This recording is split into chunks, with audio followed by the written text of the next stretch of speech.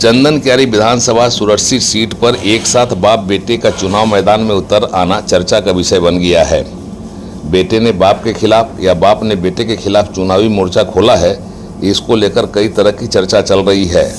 मामला चंदन क्यारी से जेएमएम के टिकट पर इंडिया गठबंधन के उम्मीदवार बने उमाकांत रजक तथा उनके बेटे मुकेश कांत रजक के इसी सीट से निर्दलीय प्रत्याशी के तौर पर मैदान में ताल ठोकने से जुड़ा है। लोग यह नहीं समझ पा रहे कि जब पिता मैदान में उतर आया है तो बेटे को मैदान में उतरने की क्या जरूरत थी।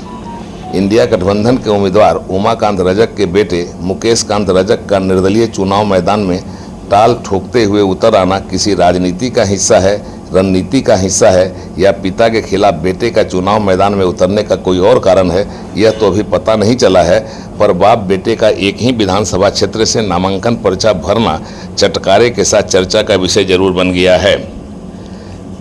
चंदन क्यारी विधानसभा की सुरक्षित सीट राज्य की हॉट सीट बन चुकी है। यहां से भाजपा के टिकट पर एनडीए गठबंधन के उम्मीदवार अमर कुमार बावरी मैदान में हैं। अमर कुमार बावरी पहले मंत्री भी रह चुके हैं और अभी झारखंड के नेता प्रतिपक्ष हैं। इस वजह से यह सीट चर्चे में है और हॉट सीट बनी हुई है।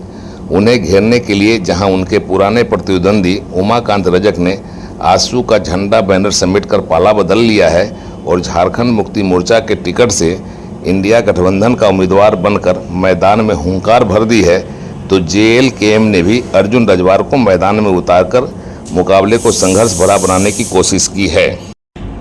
कई निर्दलीय भी मैदान में उतर आए हैं। इसी में से एक हैं मुकेश कांत रजक। वे भी नामांकन पर्चा भरने के बाद मैदान में आकर ताल ठोकने लगे हैं। यह समझ में नहीं आ रहा कि अमर कुमार बावरी को घेरने के लिए अपने पिता की ताकत को पर्याप्त नहीं मानकर उन्होंने खुद अपने से उन्हें घेरने के लिए मैदान पकड़ा है या वे अपने पिता के खिलाफ ताल ठोककर मैदान में उतर आए हैं। वैसे चंदन क्यारी सीट चुनाव के घोषणा के पहले से ही रोमांच पैदा करती रही है। बाप बेटे के एक साथ मैदान में उतर आने से भी यह सीट चर्चा में आ गई है। हाँ, एक बात यह बता देना जरूरी है कि चुनावी पर्चा भरने के बाद दोनों ने मैदान ठोकते हुए यह अपने पर्चा में बताया है कि उनके खिलाफ कोई आपराधिक मामला दर्ज नहीं है। मतलब बाप बेटा दोनों का चेहरा बेदाग है। पर बाप को चुनौती देने के लिए मैदान में उतर आया बेटा उन्हें कितनी टक्कर देगा, इसके पहले चर्चा यह चल पड़ी है कि बेटा बाप से ज़्यादा मालदार है।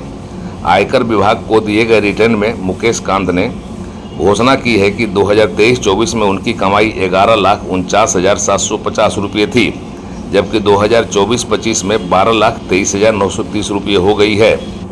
उधर उमाकांत रजक ने 2023-24 के रिटर्न में 7,50,840 रुपये की अपनी आमदनी दिखाई है, तो 2024-25 में 8,29,700 रुपये की आय उनकी हुई है, ऐसा बताया है।